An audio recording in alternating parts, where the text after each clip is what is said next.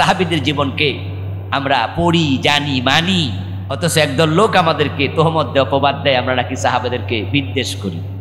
আস্তাগফিরুল্লাহ, আস্তাগফিরুল্লাহ। তাদের বিচার হাসরের মাঠে আমরা আল্লাহর আদালতে দেব ইনশাআল্লাহ। দৃঢ়তার সাথে বলে দেয় ওরা সাহাবীদের সমালোচনা। আস্তাগফিরুল্লাহ। অথচ আল্লাহর নবী সাহাবাদেরকে আমরা হৃদয় দিয়ে, কলব দিয়ে, কলিজা দিয়ে ভালোবাসি।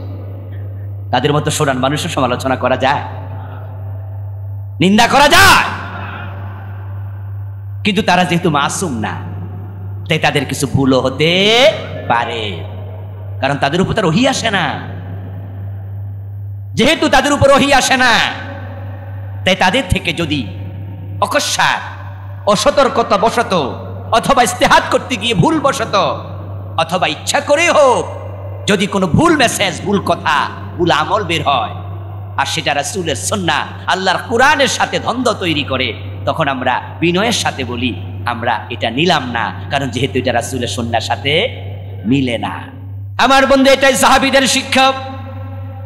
আল্লাহর নবী থেকে তারা এটাই শিখেছেন। এই জন্য কোন সাহাবী যখন কোনো কথা বলতেন, অন্য সাহাবী যদি দেখতেন এই কথাটা কোরআনের সাথে মিলে নাই, হাদিসের সাথে মিলে নাই, তখন ওই সাহাবী তা প্রতিবাদ করতেন, বলতেন যে আপনি এই কথা কোত্থেকে পাইলেন, আপনি প্রমাণ দেন, কেন বললেন, জবাব দেন। এই জন্য ইসলাম আল্লাহ এবং রাসূলকে যেই কোনো ব্যাপারে চূড়ান্ত অথরিটি বলেছে, যেই কোনো ব্যাপারে চূড়ান্ত অথরিটি আল্লাহ এবং তার রাসূল। দ্বীনের ব্যাপারে আল্লাহ হলো শারে হাকিকি আর রাসূল হলেন শারে মাজাজি। আমরা যদি কোনো বিষয়ে ঝগড়া করি, আলেমে আলেমে পেছ লেগে যায়, কিছু মাসালা ইমাম আবু হানিফা একটা বলছে, ইমাম শাফি আর একটা বলেছে, এমন আছে না নাই? দুইজনকে আমাদের মতো আলেম না, বড় আলেম, কত বড়, অনেক বড়, তাদের কথার মাঝেও কন্ট্রাডিকশন আছে, একজনের কথা একরকম আর একজনেরটা ভিন্ন রকম। এবার বলুন তো, আবু বকর, হযরত ওমর, তারাও মাঝে মাঝে দুই রকম কথা বলছে, এরকম ঘটনা আছে না নাই? সাহাবাদের মাঝেও একজনের সাথে আরেকজনের কথা উল্টা হতো। আল্লাহর নবী সাহাবারা আমাদের জন্য আদর্শ, অনুকরণীয়, অনুসরণীয়। তারা জান্নাতি মানুষ, তাদেরকে আমরা ভালোবাসি আমাদের জীবনের চেয়ে বেশি। তারা রাসূলকে অনুসরণ করেছেন কদমে কদমে, পায়ে পায়ে। এই জন্য তারা সামনে, আমরা তাদের পিছনে। তারা আমাদের অগ্রজ, আমরা তাদের অনুজ। তারা আমাদের লিডার, তারা আমাদের পথ দেখানো লোক। এই জন্য আমরা সাহাবীদের জীবনকে আমরা পড়ি, জানি, মানি, অথচ একদল লোক আমাদেরকে তোহমত দেয়, অপবাদ দেয়, আমরা নাকি সাহাবাদেরকে বিদ্বেষ করি। আস্তাগফিরুল্লাহ, আস্তাগফিরুল্লাহ। তাদের বিচার হাসরের মাঠে আমরা আল্লাহর আদালতে দেব ইনশাআল্লাহ। আমরা ঝগড়া করতে যাব না। রাসূলুল্লাহর ওমর, সাহাবী ওমর, ইসলামী রাষ্ট্র তিনি কিভাবে চালাইছে, অর্ধ দুনিয়া চালাইছে। উনার জীবনী নিয়ে আমরা কত ওয়াজ করি, মানুষকে উদ্বুদ্ধ করি। ওমরের যুগ ইসলামের ইতিহাসের আল আসরুল যাহাবী, স্বর্ণযুগ। সে ওমরের মতো শাসন ব্যবস্থা আমরা চাই। আমরা ইসলামী সঙ্গীত আমাদের শিল্পীদেরকে দিয়ে গাওয়াই, খোলাফায়ে রাশেদার সোনালী যুগ কেন যে ফিরে আর আসে না, সকলে পেতার অধিকার কেন যে প্রাণ খোলে হাসে না। আমরা বলি খোলাফায়ে রাশেদার যুগ হচ্ছে দুনিয়ার সর্বশ্রেষ্ঠ যুগ। প্রিয় নবী বলছেন, খায়রুল কুরুনি করনি, আমার যুগ পৃথিবীর সর্বশ্রেষ্ঠ যুগ। কিন্তু সাহাবা এবং রাসূলের মাঝে পার্থক্য আছে না নাই? সাহাবাদের কাছে ওহী নাজিল হইতো, ওহী আসতো কার কাছে? রাসূলের কাছে। তিনি নবী, উনার মাকাম সবার উপরে। তাই নবী এবং সাহাবাদেরকে এক করা যাবে না, আমরা এটা বলি। আর এটা নাকি সাহাবার বিদ্বেষ। আজীব তো, আশ্চর্য কথা তো। আমিনু কামা আমানান নাস, আল্লাহর কোরআন বলছে সাহাবারা যেভাবে ঈমান এনেছে তোমরা সেভাবে ঈমান আনো। আমরা বলি হ্যাঁ, সাহাবাদের ঈমানের মতো খাঁটি ঈমান আর কারো নাই, তাদের মতো আমাদের ঈমান হওয়া লাগবে, ঠিক কিনা? রাসূলকে তারা যেভাবে অনুসরণ করে আমল করেছেন, আমাদের আমল সাহাবাদের আমলের মতো হওয়া লাগবে। তাই বলে কি সাহাবী এবং নবী সমান? এবার আল্লাহর বক্তব্য শুনুন, কোরআনে কত সুন্দরভাবে আল্লাহ বলছেন, ফাইন তানাযাতুম ফি শাইইন ফারুদ্দুহু ইলাল্লাহি ওয়ার রাসূল। যখন তোমরা নিজেরা কোনো ব্যাপারে একটু মতবিরোধ করবা, বিবাদ করবা, একজন আর একজন উল্টা বলবা, সমাধানের জন্য আল্লাহ এবং রাসূলের কাছে এটাকে ফিরাইয়া দাও। আল্লাহ রাসূল যা বলে সেটাই ঠিক। সুবহানাল্লাহ। ও প্রিয় ভাই, কোনো একদিন জুমার মসজিদে হযরত ওমর রাদিয়াল্লাহু তাআলা আনহু বক্তব্য দিচ্ছিলেন। বক্তৃতা দিতে গিয়ে হযরত ওমর বললেন, ও মেয়ের বাবারা, তোমরা কিন্তু মোহরের ব্যাপারে বাড়াবাড়ি করতেছো। তোমরা বেশি মোহর দাবি করো কেন? এটা কিন্তু ঠিক না। আমি ওমর ভাবতেছি যে আমি মোহরের একটা সীমা নির্ধারণ করে দেব, কোনো বাপ যেন মেয়ের জন্য সে বেশি মোহর দাবি করতে না পারে। রিক্সাওয়ালার মাইয়াও 5 লাখ টাকা মোহর চায়, এমন রিক্সাওয়ালা গরিব লোক সমাজে আছে না নাই? আর মাইয়া যদি প্রাইমারি স্কুলের টিচার হয় তাহলে 10 লাখের নিচে মোহর। আর মাইয়া যদি বিসিএস ক্যাডার হয়। আমার দোস্ত, এভাবে মোহর বেশির কারণে বিয়ে করতে পারে না, বিপদে আছে এমন যুবক আছে না নাই? যৌতুকের মাধ্যমে মেয়ের বাবা পড়ে বিপদে। অনেক জালেম স্বামী আছে যৌতুক ছাড়া বিয়ে করতে চায় না। আবার বেশি মোহর চাওয়ার কারণে ছেলের বাবা পড়ে বিপদে। বেশি মোহরের কারণে ছেলে বিয়ে করাইতে পারে না, এমন ঘটনাও আছে। কোনোটাই বাড়াবাড়ি করা যাবে না। হযরত ওমর রাদিয়াল্লাহু তাআলা আনহু বললেন জুমার খুতবার মাঝে, আমি চাচ্ছি আমি মোহরের জন্য একটি নির্ধারিত সীমা নির্ধারণ করতে চাই। এটুকু বলার সাথে সাথে ওই মসজিদে নবীর সাহাবীরা হাজির হতেন, পুরুষরাও জুমা পড়তেন, বাচ্চারাও জুমায় যাইত, এবং পিছনের কাতারে আমাদের মা বোনেরাও জুমার নামাজ পড়ত।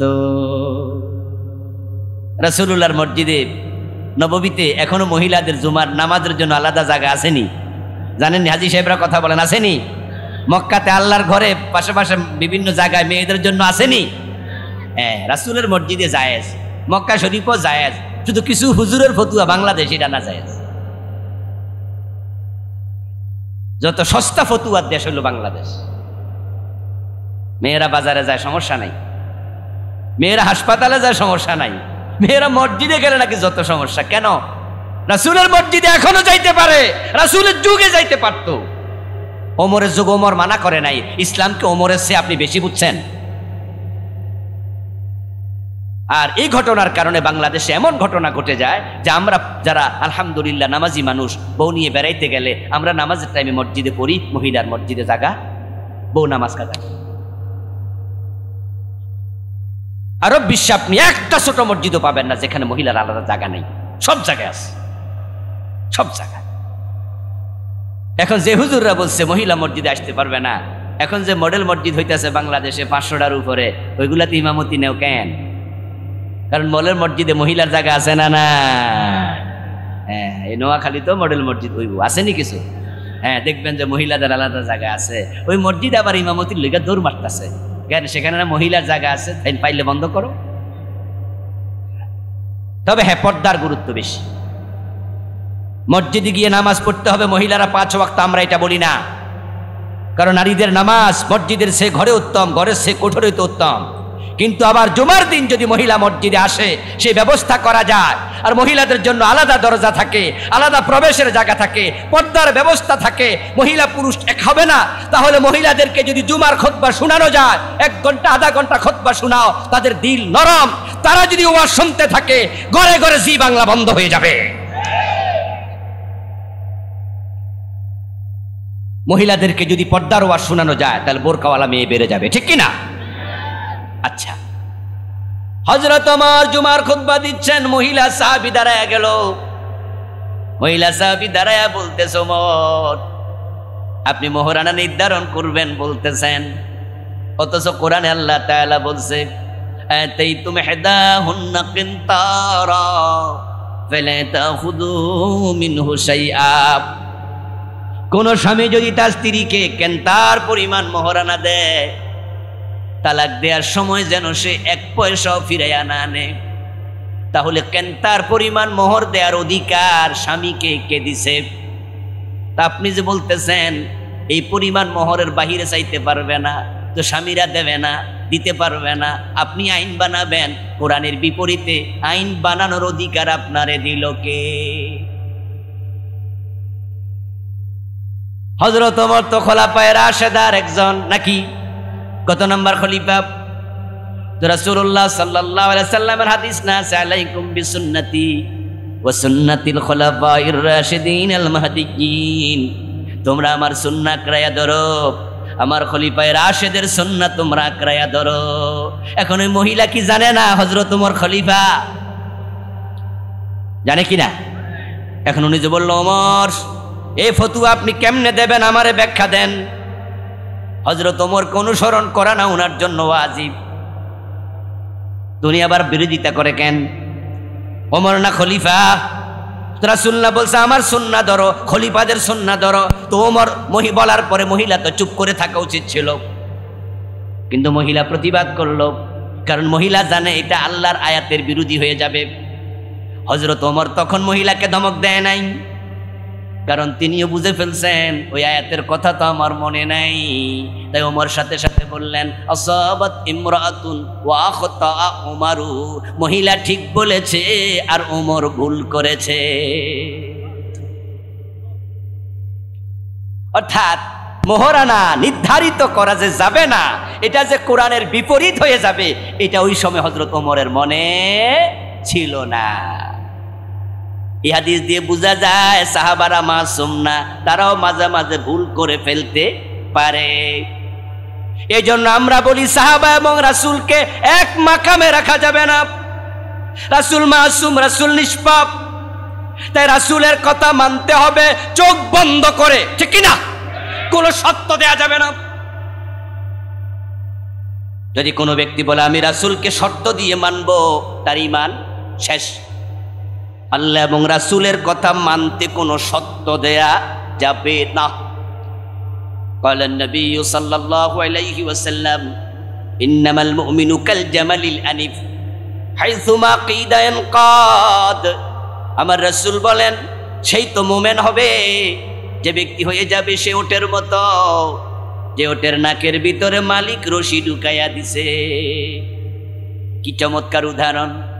নাকের ভিতরে রশি ঢুকাইয়া দিলে ওই ওট কি স্বাধীন না পরাধীন? মন মতো চলে না, মালিকের টান মতো। টান দেবে যেদিকে, কদম দিবে সেদিকে। আল্লাহ এবং রাসূলের উপর ঈমান যদি আনো, মুমিন হওয়ার মতো পরে আল্লাহ রাসূলের কথার বাইরে চলার অধিকার আর নেই। আল্লাহ এবং রাসূল যা বলবে তা মানতে তুমি বাধ্য। আল্লাহ বলছে যদি মানতে তোমার সংকোচ থাকে তুমি মুমিন না। আবার বোঝেন, কিছু বিভ্রান্ত লোকের কথা ঈমান হারাবেন না। এমন লোক বাংলাদেশে আলেমদের মাঝে আছে, আমরা রাসূলকেও সত্য সাপেক্ষে মানব। ইন্না লিল্লাহ।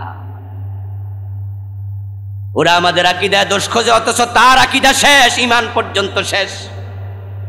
তার দলিল আল্লাহর কোরআন। আল্লাহর কোরআনে আল্লাহ কি বলে শুনুন। আল্লাহ বলছে ফালা ওয়া রাব্বিকা লা ইউমিনুনা হাত্তা ইউহাক্কিমুকা ফীমা শাজারা বাইনাহুম সুম্মা লা ইয়াজিদু ফী আনফুসিহিম হারাজাম মিম্মা কাযাইতা ওয়া ইউসাল্লিমু তাসলিমা। শুধু বাংলা অনুবাদ বললে আপনি বুঝে ফেলবেন। যে ব্যক্তি বলবে রাসূলকে সত্য সাপেক্ষে মানব, সে যে বেঈমান হবে, এই আয়াত তার সবচেয়ে বড় দলিল।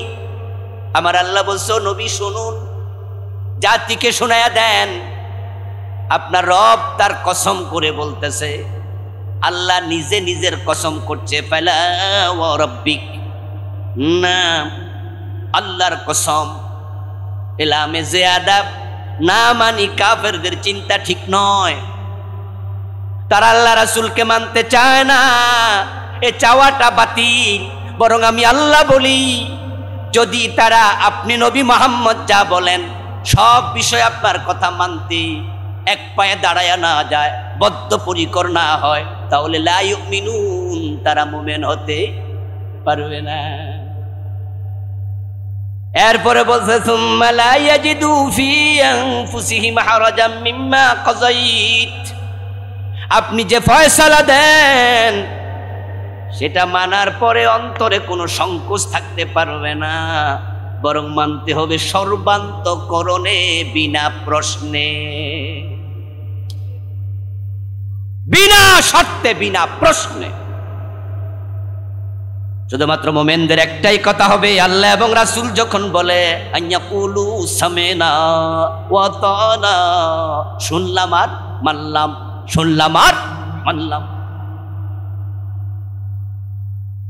আর আলেম হইয়া বলে রাসূলকে সত্য দিয়া মানবে, আমার আল্লাহকে আপনি যা বলেন এমন ভাবে মানবে, অন্তরে কোনো সংকোচ ফিল করতে পারবে না, মানে খোলা মনে মানবে। আমার দোস্ত আবার বলে কিনা রাসূল যে 11 বিয়ে করছে, তাহলে আপনি মানেননি?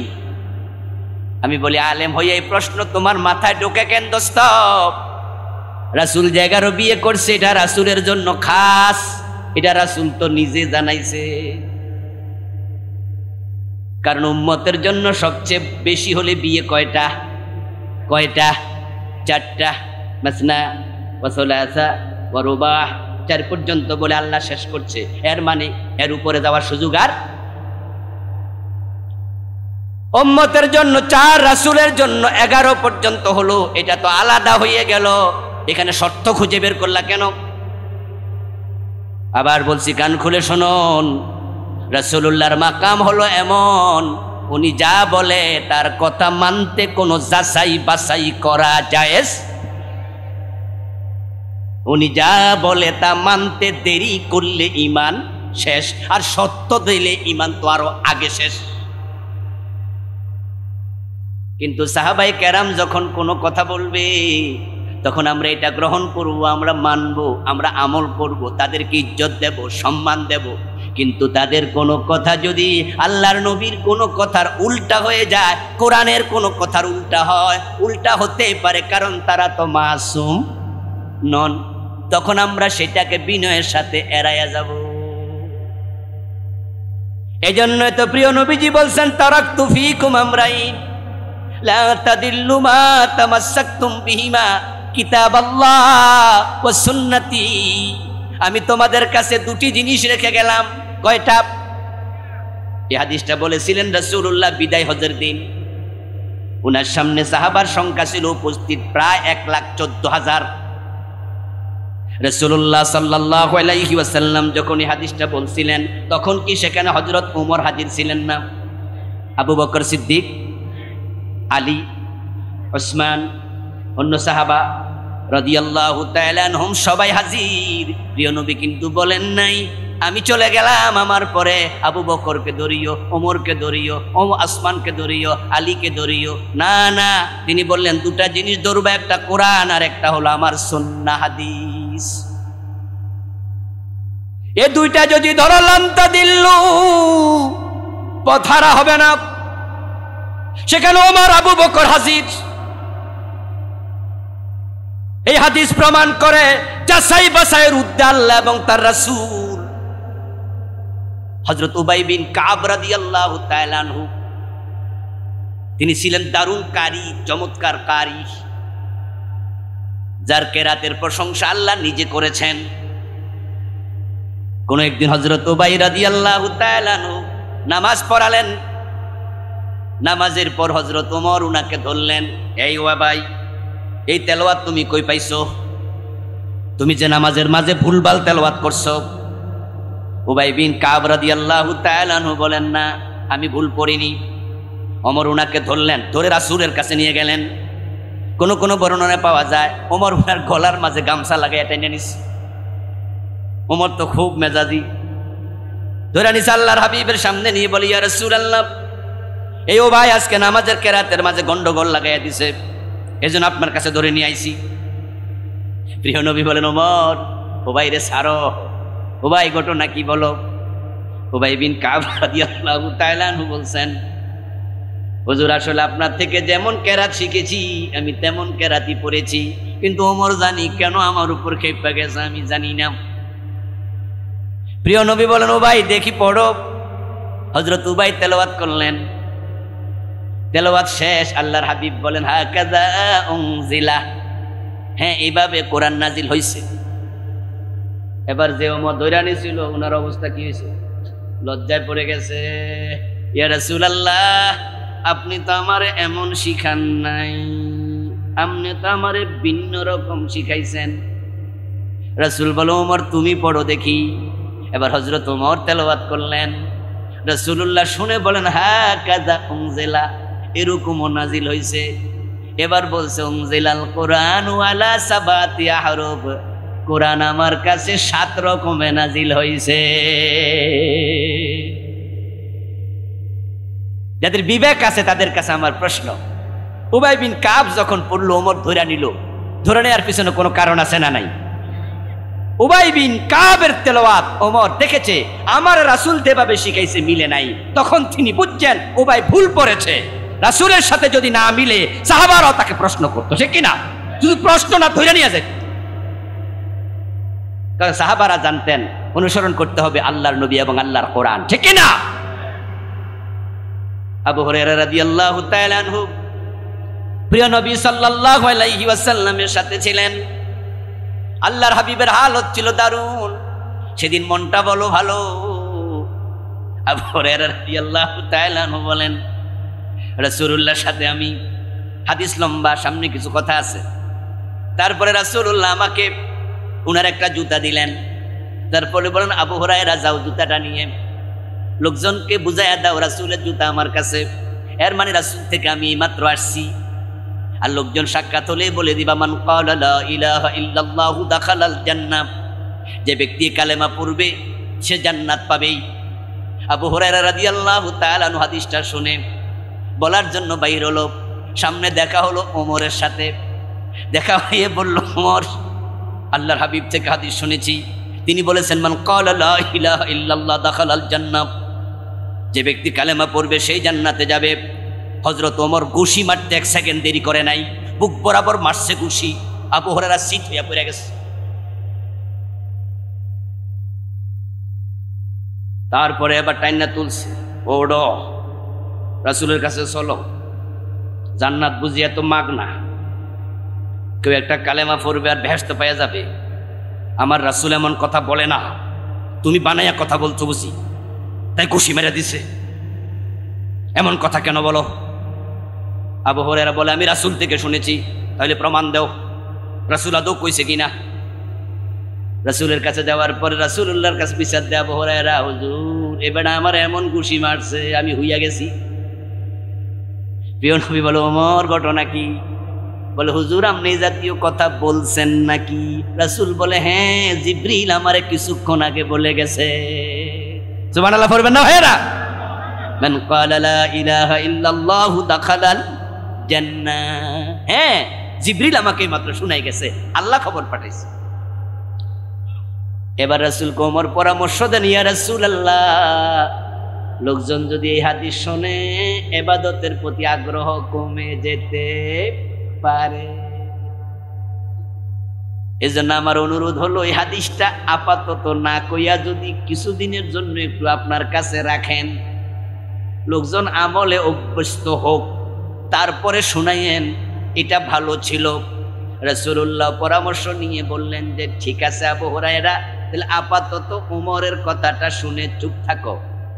আপনাদের বিবেকের কাছে আমার প্রশ্ন, সব সাহাবী যদি রাসূলের মতোই মান্যবর হতো, এক মাকামের হতো, আবু হুরায়রার ঘুষি দেয়া কি ওমরের ঠিক হলো? এতে এরকম ঘটনা 1-2টা না শত শত আছে। এক সাহাবী আরেক সাহাবীর বিপরীত কথা বলেছে, এতে বোঝা যায় ঈমান যায় না। সাহাবীরা একে অপরের বিপরীত বলছে, ঈমান যায় না। কিন্তু রাসূলের বিপরীত কইলে কি ঈমান থাকতো নি? এতে বোঝা যায় সাহাবী এবং রাসূল মাকাম আলাদা। রাসূল এবং সাহাবীকে সমান বানানো যাবে না। অতি আবেগে কিছু লোক এই জাতীয় কথা বলতেছে, রাসূল যেমন সাহাবারাও তেমন। বলেন নাউজুবিল্লাহ। ঠিক বাংলাদেশে আরো কিছু লোক তারা রাসূল সাল্লাল্লাহু আলাইহি সাল্লামকে আল্লাহর সমান বানায়া দেয়, এমন আবেগী আছে না নাই? कि मोहम्मद खुदा नहीं अगर खुदा से जुदा भी नहीं, कि मोहम्मद अल्लाह नয় खुदा ना আবার খোদার से जुदाও না।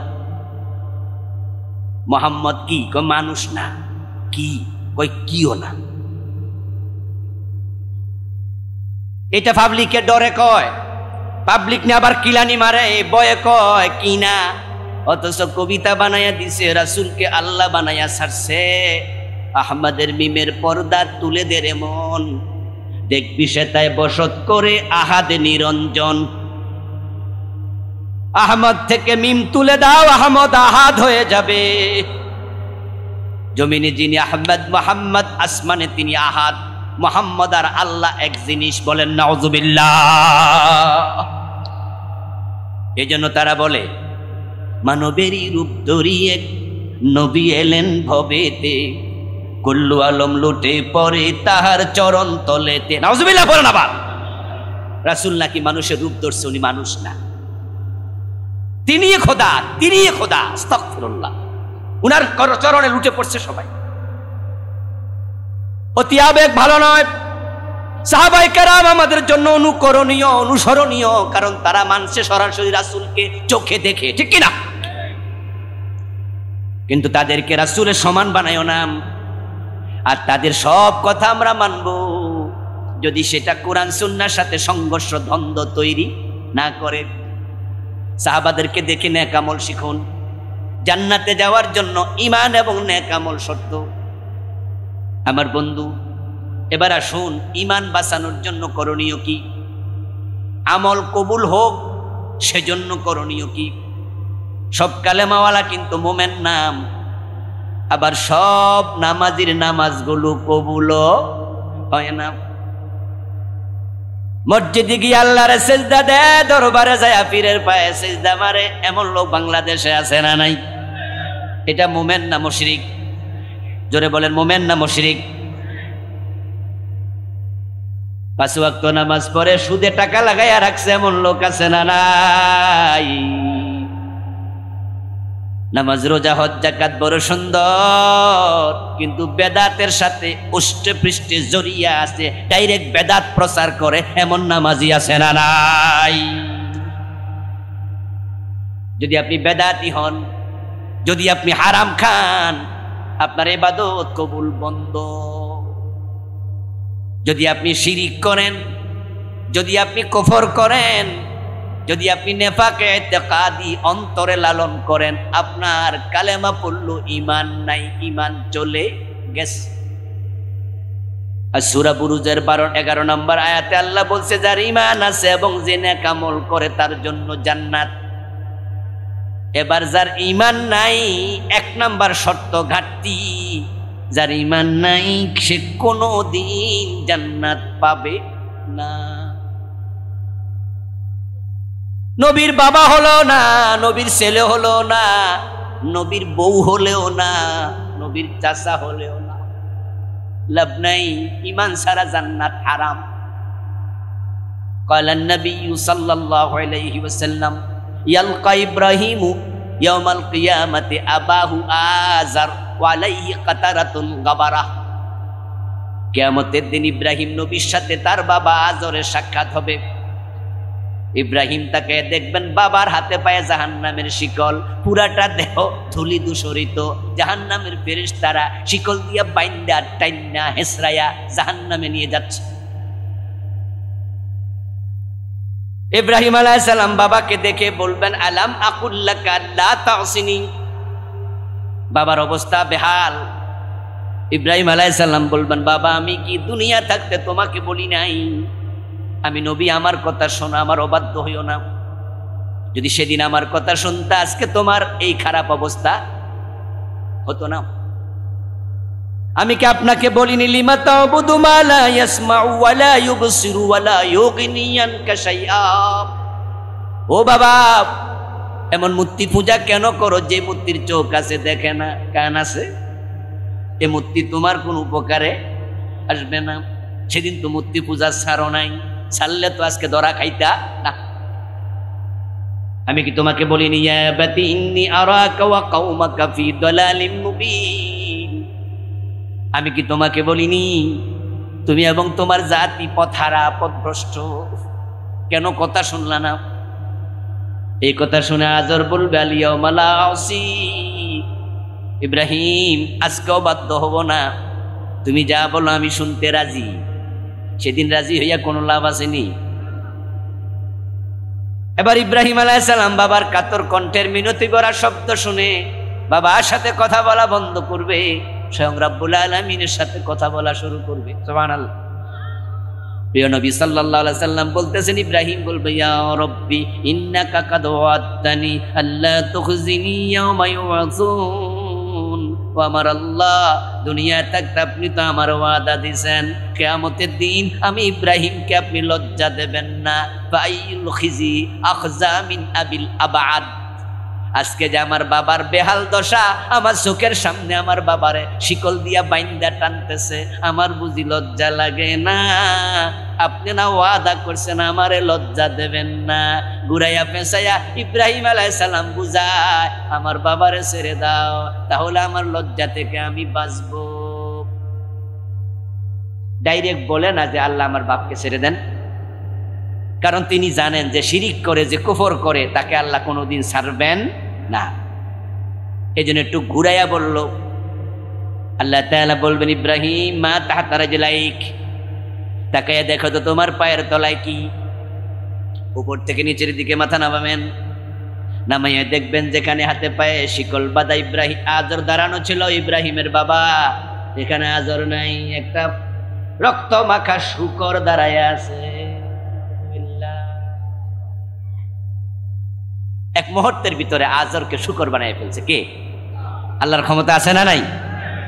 দুনিয়া তামামটা ভেঙ্গে সুরে খান খান করতে আল্লাহর 1 সেকেন্ড লাগবে না কিয়ামতের দিন। একটা হুকুমে সব শেষ। এত ক্ষমতা তার, এত ক্ষমতা। ইন্নামা আমরুহু ইযা আরাদা শাইআন আন ইয়াকুলা লাহু কুন। ইব্রাহিম আলাইহিস সালাম তাকায় দেখবে শূকর দাঁড়ায় আছে। এবার আল্লাহ তাআলা ফেরেশতাদেরকে বলবেন, এই শূকরটাকে জাহান্নামে ফেলে দাও। ইব্রাহিম আলাইহিস সালামের সম্মুখ উনার বাবারে আল্লাহ শূকর বানায়া জাহান্নামে ফেলে দেবে। ইব্রাহিম তার বলতে পারবে না, আমার শরম লাগে। কেমনে শরম? তোমার বাবা তো নাই, এটা তো শূকর। আল্লাহ বুঝাইয়া দিলেন, ইব্রাহিম তোমার বাবারে শূকর বানায়া আমি তোমাকে শরম থেকে, লজ্জা থেকে বাঁচাইয়া দিলাম, আজরকে জাহান্নাম থেকে বাঁচাবো না। কারণ যে শিরিক করে তার জন্য জান্নাত হারাম করেছেন কে? ওয়া মান ইউশরিক বিল্লাহি ফাকাদ হারামাল্লাহু আলাইহিল জান্নাহ। আমরা কিন্তু জান্নাতে যাওয়ার কথা বলছিলাম, আলোচনা তো আজকে আমাদের এটাই নাকি? জান্নাতে যেতে চান তো শিরিক ছেড়ে দেন। শিরিক করলে জান্নাত হারাম, হারাম, হারাম। এবার বলুন তো, বাংলাদেশে শিরিক আসেনি? আসেনি? হ্যাঁ। ছোট্ট একটি বই আমি লিখছি, নাম দিছি প্রচলিত শিরক ও তা থেকে বাঁচার উপায়। এটার মাঝে আমি 29টা শিরিক লিখছি। আল্লাহু আকবার। এই দেশে এত শিরিক, বন্যার পানির মতো। আমি ছোট করে একটু উপরে যাব, কয়েকটা শব্দ বলতে পারবো না, সময় কুলাবে না। এই বইটা আপনারা পাবেন স্টেজে, ঘরে ঘরে রাখবেন, মা বোনদেরকে বেশি করে পড়াবেন। কারণ পুরুষের চেয়ে নারীরা শিরিক করে। যে এলাকায় মাজার আছে ওই এলাকার অধিকাংশ মহিলা মুশরিক হয়ে যায়। কারণ মাজারে যত মুরগি মানত করে, পুরুষে কয়টা মুরগি মানত করছে? আচ্ছা, পুরুষে কি মুরগি পালেনি? তো মানত করলে বউ দৌড়ানি মারবো, হ্যাঁ পাইলামি পাইছো, পালি আমি আর মানত করি। এই জন্য টাকা পয়সা পুরুষরা মানত করে, কিন্তু মুরগি মানত করে কেডা? হাঁস, মুরগি, ছাগল। মাজারে মানত করা শিরিক। কারণ মানত একটি ইবাদত, আর ইবাদতের মালিক কে? মাজারে সেজদা করা শিরিক, কারণ সেজদার মালিক কে? মাজারের নামে শপথ করা শিরিক, কারণ শপথ হবে শুধু কার নামে? মাজারের কাছে চাওয়া শিরিক, কারণ দেয়ার মালিক শুধু কে?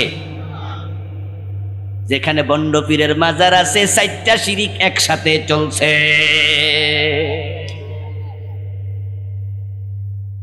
আপনি যান মেজবান্ডার শরীফ, ওখানে সেজদা দেওয়ার লোক আছে না নাই? জোরে বলেন। মানত করার লোক আছে না নাই?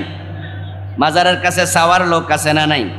মাজারের নামে ঝগড়া লাগলে কসম করার লোক আছে না নাই? ওই এলাকা শিরকের বাজার মিলে গেছে। নির্বাচন আসলে আমাদের নেতারা মুশরিক হয়, অনেকে মাই খাতে পাইয়া কয় জনগণ সকল ক্ষমতার উৎস। ইমান আন্নাল কুওয়াতা লিল্লাহি জামিয়া, সব ক্ষমতার মালিক কে? কুলিল্লাহুম্মা মালিকাল মুলকি তুতিল মুলকা মান তাশা। আওয়াজ দিয়ে বলতে হবে, বলুন তো ক্ষমতা জনগণ দেয় না আল্লাহ দেয়? তো তুমি কেমনে কইলা জনগণ ক্ষমতার মালিক? ধর্ম যার যার উৎসব সবার, এমন একটা স্লোগান সমাজে আছে না নাই? ডাইরেক্ট কুফর, ডাইরেক্ট শিরিক। কারণ কোরআনে আল্লাহ বলছে লাকুম দীনুকুম ওয়ালিয়া দীন, তোমাদের ধর্ম তোমাদের, আমার ধর্ম আমার, দুইটা এক না আলাদা? এক না আলাদা? মক্কায় কি মূর্তি পূজক ছিল না? সূরা কাফিরুন মক্কায় নাজিল হয়েছে। মক্কার লোকেরা প্রস্তাব দিছিল, ও আব্দুল্লাহর ছেলে মোহাম্মদ, তুমি তো আমাদের আত্মীয়, তুমি যে ধর্মের কথা কও, এই ধর্ম যদি আমরা মানি, আমাদের লাত মানাত উজ্জা, আমাদের দেবদেবী তো সব বাদ যায়। তুমি তো বলতেছো লা ইলাহা ইল্লাল্লাহ, আল্লাহ ছাড়া কোনো ইলাহ নাই, তাহলে আমাদের 360 খোদা তো বাদ যাইতেছে। এটা কাজ করো, তুমিও আমাদের খোদা 360 জনকে এক মাস মানো, আর এক মাস আমরা 360 জনের কমু। আপনারা একটু এক মাস আল্লাহ যে ধৈর্য ধরেন, আল্লাহর এক মাস মাইনে লই, আমরা একটু মিলজিল দিয়া চলি। এই প্রস্তাব দেওয়ার পরে প্রিয় নবী বলছেন, আমার আল্লাহ কি বলে আমি দেখি। তখন সূরা কাফিরুন আল্লাহ নাজিল করে বলছে, কুল্লিয়া আইয়ুহাল কাফিরুন লা আ'বুদু মা তা'বুদুন। এটা হবে না রে দোস্তরা, আমার আত্মীয় স্বজনেরা, ও কাফেরেরা, এটা হবে না। আমার আল্লাহ বলছে, তোমরা যে দেবতার পূজা করো, লা আ'বুদু, আমি নবী মুহাম্মদ কোন কালে এটা করব না। সুবহানাল্লাহ পড়েন। বলতে বলতে আয়াতের শেষে আছে লাকুম দীনুকুম। বাংলা অর্থ জানেন তো? যারা জানেন তারা বলেন লাকুম দীনুকুম, অর্থ কি? তোমাদের ধর্ম তোমাদের। এরপর একটা বলেন ওয়ালিয়া দিন, আমারটা, দুইটা এক না আলাদা। তাহলে স্লোগান হবে ধর্ম যার উৎসব তার। এই জন্য হিন্দুদের দুর্গা পূজা আমাদের উৎসব হতে পারে না, না না, এটা ওদের। ওরা পূজা করুক, আমরা মানা করব না, বাধা দেব না, আমরা দাওয়াত দেব না। শুনলে ওদেরটা ওদের ব্যাপার, ঠিক কিনা? নাকি বাধা দেবেন? অনুমতি আছে নাকি?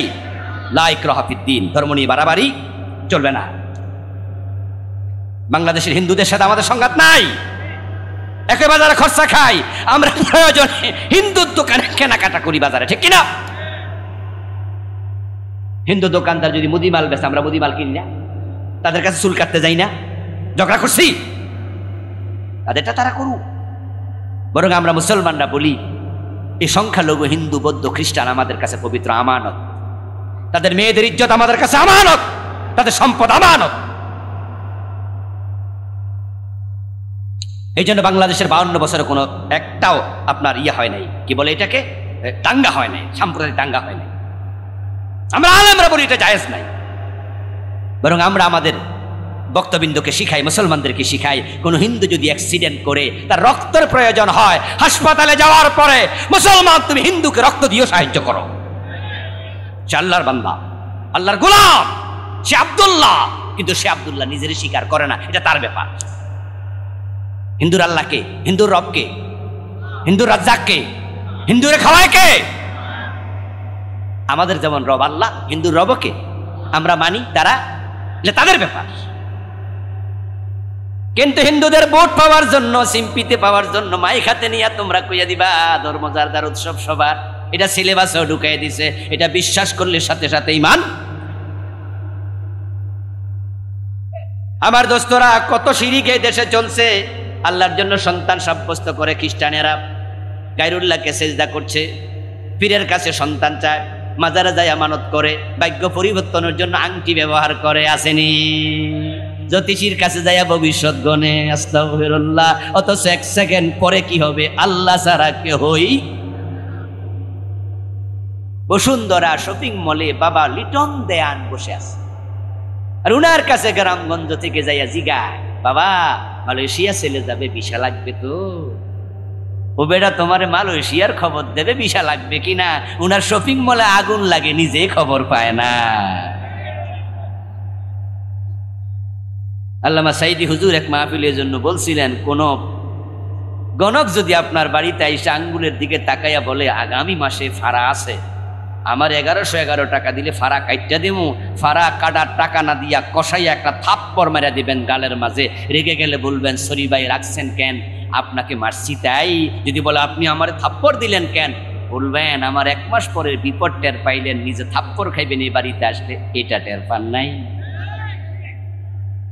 তো নিজের থাপ্পড়ের ফাড়া কাইটা ঢুকলে তো থাপ্পড় খাইতেন না, দোষ কি আমার নাম নেয়, হিসাব করে গণ। পত্রিকায় দেখবেন মাঝে মাঝে রাশিফল বের হয়, দেখেন এরকম আসেনি? হ্যাঁ, তুলা রাশি, কুম্ভ রাশি, কর্কট রাশি, মর্কট রাশি, কন্যা রাশি, কত যে রাশি। আচ্ছা, আপনাদের তুলা রাশিওয়ালা কেউ এখানে আছেন? হাত তোলেন তো দেখি। মাশাআল্লাহ, আলহামদুলিল্লাহ। হাত একজনও তোলেনি। নোয়াখালীর ভাইয়েরা আলেম তো, আপনার কি রাশি আপনি জানা কি দরকার? কিসের রাশি আপনার? ইসলামে তুলা রাশি বলতে, কন্যা রাশি বলতে, কুম্ভ রাশি বলতে কোন রাশির অস্তিত্ব নাই। কোন জালেম বলেছে আপনার হাতের মাঝে তাকদীর আছে? তাকদীর তো লোহে মাহফুজে লেখা, আপনাকে সৃষ্টি করার আগে আল্লাহ লিখেছে। আচ্ছা প্রিয় ভাই, এখানে কাটা, এখানে কাটা, 2 হাত নাই এমন লোক বাংলাদেশে আসেনি? ফার্মগেটে একটা আছে, ভিক্ষা করে, ওর ভিক্ষার ব্যাগটা এখানে ঝুলিয়ে রাখে, হাত এখানে কাটা। আচ্ছা, হাতের রেখাতে যদি তাকদীর থাকতো এই বেটা তো না খাইয়া মরে যেত, বেটা তো হাতে নাই। আর আপনি জানতে গেছেন রাশিফল দেখা লিখে দেয় তুলা রাশি আগামী সপ্তাহ ভালো যাবে, ইন্না লিল্লাহ। 1 সেকেন্ড পরে কি হবে কে জানে? আল্লাহ ব্যতীত কারোর জন্য গায়েব সাব্যস্ত করা শিরিক। গায়েবের মালিক শুধু কে? কোন নবী রাসূল, কোন ওলিয়া উলিয়া কেউ গায়েব জানে না, গায়েবের মালিক শুধু আল্লাহ। আমার প্রিয় বন্ধু, লোক দেখানো ইবাদত করা শিরিক। আল্লাহর আইনের বিপরীতে নিজেরা আইন বানায়া দেশ চালায়, অথচ আইনের মালিক শুধু কে? ইনিল হুকমু ইল্লা লিল্লাহ। আল্লাহ ছাড়া কারো আইন চলবে না। লাহুল খালকু ওয়াল আমরু। আল্লাহ বলে সৃষ্টি যার, আইন চলবে শুধুই। এবার আপনাদের থেকে জবাব চাইবো, জবাব দিবেন জোরে জোরে। সৃষ্টি কার? আরো জোরে বলো ভাইয়েরা, জোরে কার? আইন চলবে কার? এই 52 বছর আল্লাহর আইন চলে না, ব্রিটিশ আইন চলে। ব্রিটিশ আইন মানলে আল্লাহর গোলাম হওয়া যায় না। তা আমরা চিৎকার দিয়ে বলে দেব আল্লাহ ছাড়া কারো আইন মানি না। রাজি আছেন? আইন মানবেন কার?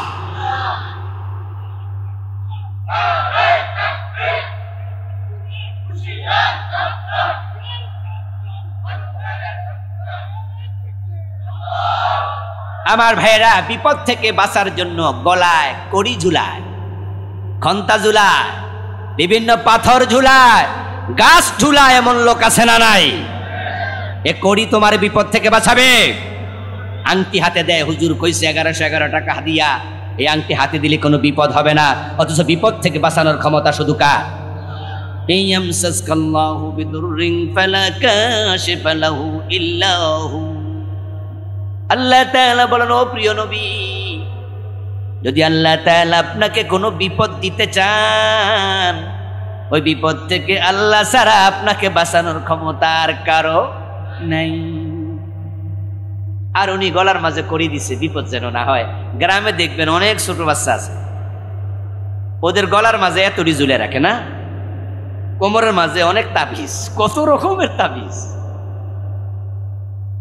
আমার বন্ধু, কুলক্ষণে বিশ্বাস করা শিরিক। বাড়ি থেকে বের হইয়া খালি কলস দেখলে যাত্রা হয় না, নাউজুবিল্লাহ। বাড়ি থেকে বের হইয়া যদি কোনো বিধবা নারীর মুখ দেখে যাত্রা ভঙ্গ হয়ে যায়। সকালবেলায় বাকি দিও না দোকানে, যাত্রা হবে না, নাউজুবিল্লাহ। রবিবারে বাঁশ কাটতো না, না শনিবারে। খালি কলস দেখলে নাকি সমস্যা। ডিম খাইয়া পরীক্ষার হলে গেলে কি পায়? আন্ডা। এজন্য গ্রামে মায়েরা পরীক্ষার হলে যাওয়ার আগে ডিম দেখলে কই সইরা থাক, ধারে কাছেও যাই না। কুলক্ষণে বিশ্বাস করা শিরিক। মিলাদ অনুষ্ঠানে রাসূলুল্লাহ হাজির হয়, এমন আকীদা যারা রাখে তারা মুশরিক হয়ে যায়।